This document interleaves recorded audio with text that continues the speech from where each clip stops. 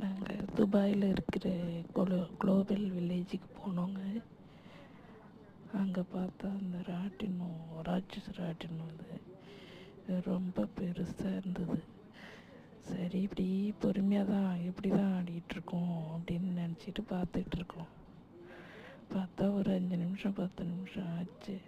உடனே டக்குன்னு அப்படியே தலைகீழே தூக்கிட்டாங்க.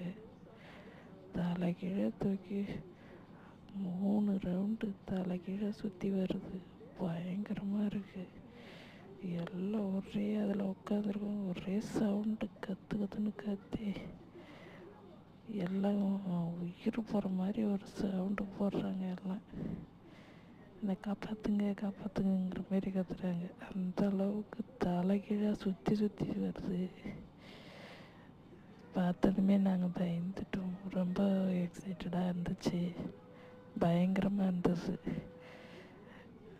இப்போ இந்த மாதிரி ராட்டினம் நான் இது வரைக்கும் என் வாழ்க்கையில் நான் பார்த்ததே இல்லை. இதை விட ரொம்ப பயங்கரமான